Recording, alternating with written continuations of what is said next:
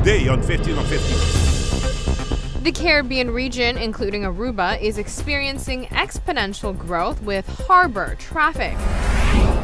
Plus, it really does take a team of rocket scientists to figure out how to make a pair of stilettos painless. And Art Rules Aruba is back yet again for this summer.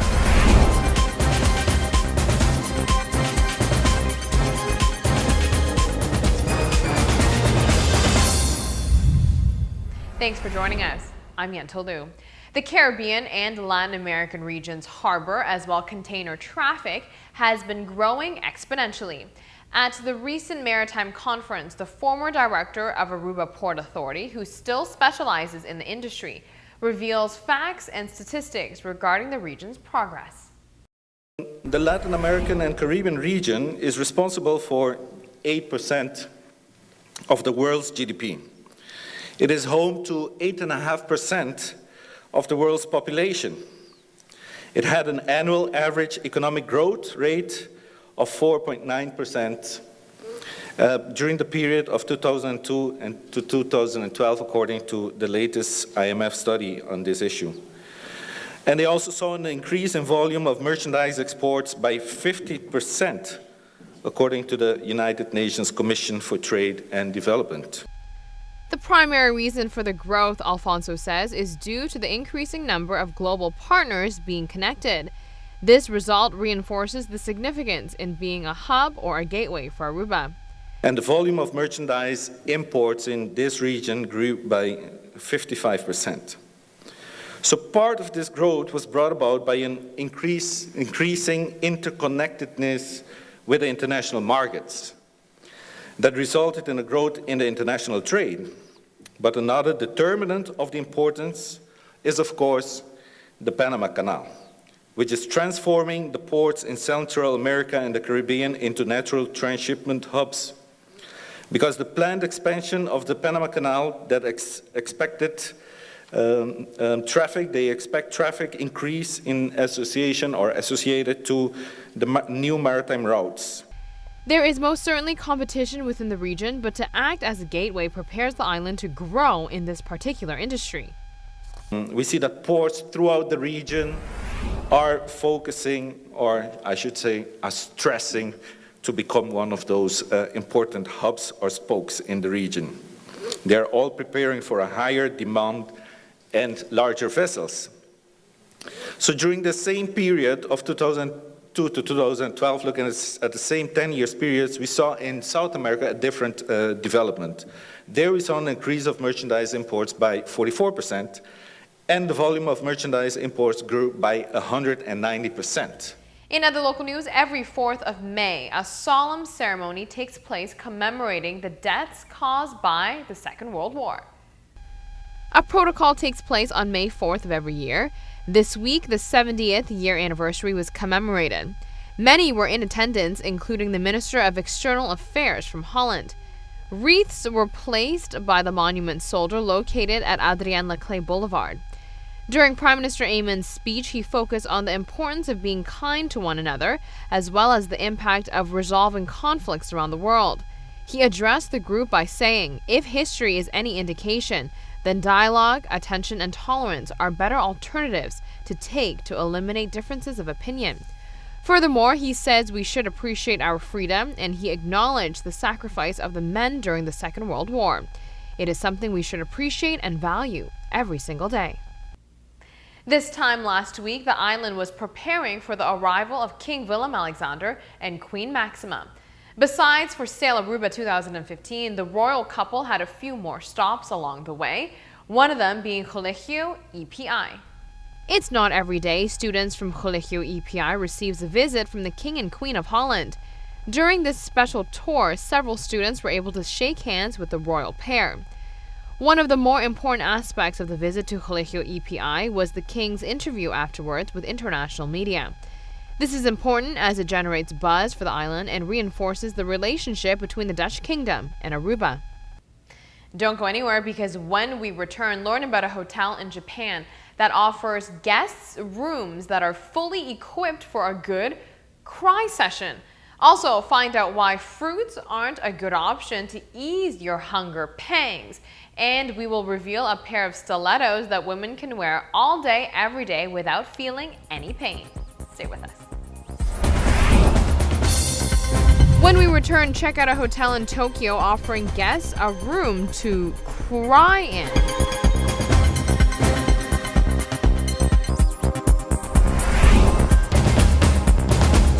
Thanks for staying tuned. You are watching 15 on 15. Ladies, rejoice. The day may have come where high heels won't hurt your feet any longer. This revolutionary development took an actual rocket scientist, an astronaut, an orthopedic surgeon, and a fashion scientist. Creating a pair of stilettos you can wear all day isn't an easy task. Rocket scientist and designer Dolly Singh says SpaceX, where she works, has these hard, shiny floors. So she had the dilemma of downgrading her shoes or hurting her feet. She decided a change was needed. Rather than giving up her Jimmy Choos for orthopedics, Singh decided to use her expertise and enhance the heel's comfortability. The line of shoes is being called Thesis Couture. Singh and her team are inventing a shoe that redistributes pressure along the foot while making use of high-quality plastic and polymer instead of the traditional metal construction. They call them the world's first high-performance stilettos. The heels, which should be available in limited quantities this coming autumn, will run you a hefty $925. That's more expensive than Louboutins. These heels might not be within your budget right now, but Singh hopes to change the way how high heels are constructed within the next 5 years. The next time you are hungry, you may want to stay far away from snacking on a fruit. The latest research shows fruit sugars may worsen food cravings. Fructose, the sugar found in fruit, may increase cravings for high-calorie foods. In a small experiment, 24 volunteers consumed a sugary drink sweetened with fructose on one day and glucose on another day. Compared with glucose, the fructose drink left to more hunger and desire for treats such as biscuits and sweets. The findings suggest different sugars may affect us differently. Nutritional experts say more studies are needed. They say we should all think carefully about how much sugar we consume. But whole fruit is good for us and contains much more than simple fructose. Fruit contains fiber, vitamins, and minerals and is a healthy alternative to foods high in added sugars and fat. Do you ever need a good cry and wish you could get a room well equipped for that? Well, someone in Tokyo has thought of it. For $83 a night, guests needing a good cry can check into Tokyo's Mitsu Garden Yotsuya Hotel to do just that. The hotel wants to help its guests to de-stress or overcome any emotional problems that may be plaguing them.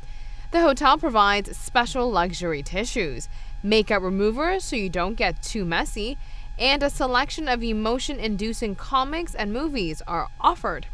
There is also an eye mask you can put on afterward to avoid having to check out with puffy eyes the next day. I guess sometimes you really have to commit to a cry to make the release worthwhile.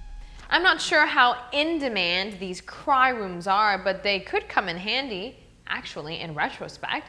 Checking into hotel rooms always brighten my mood. Perhaps this concept is designed to make guests happy, sort of like a reverse psychology.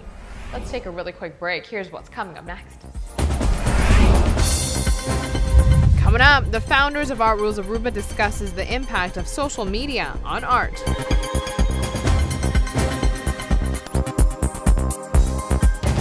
Summer is almost here, and there's good news for students.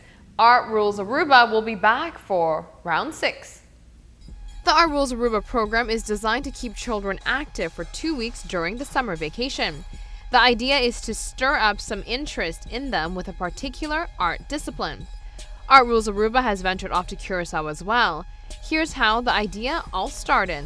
Over about a little bit more than 20 years ago, my mother moved us to the island, And after having a very active life in the Netherlands as dancers, we moved to Aruba, and when summer vacation started, there was nothing to do. So we remembered back then thinking, okay, we have to do something. One day we have to come back to Aruba and do something for the summer vacation, kids in the summer vacation for kids, because there's absolutely nothing to do. And then also having an artistic background, we figured, well, when we do come back and do something, we do something within the arts. So that kind of inspired the whole Art Rules idea, is that it's really a personal story where we were those kids on the island in the summer in San Nicolas, bored because there wasn't much we could do.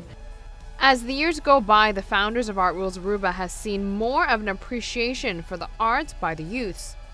As time changes and as we're becoming more of a global society, I think definitely because of pop culture and because of the internet and because of social media, there's definitely a lot more going on in general, whether it's motivation or passion or people just being interested in expressing themselves, whether that's through art or through sports or whatever that is. And we definitely have a very vibrant youth right now because of the fact that we're living in such a global society, because everybody has access to express themselves through the internet, whether it's through your Facebook or through your Instagram. Ida Kipp says she believes having a passion for an art form is all within us. But with the explosion of social media, art has become more present in our everyday lives. Because I think that back then in the 90s, early 90s, when we were growing up here, kids were just as motivated. But I think that there wasn't necessarily a platform for them to actually express that, so you wouldn't really see it. And then we didn't have internet, we didn't have social media. So I think that the motivation itself has always been there. It's just that now it's become more visible.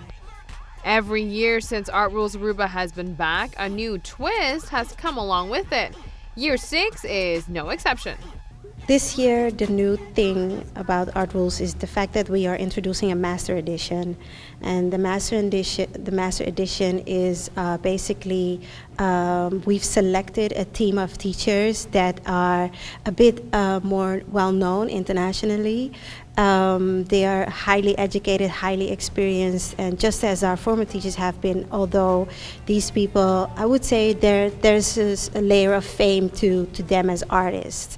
We will reveal the dates for Art Rules this summer. We'll tell you about their new website and much more on the next edition of the show, so be sure to watch. Thanks for joining us. We'll be back tomorrow. See you then.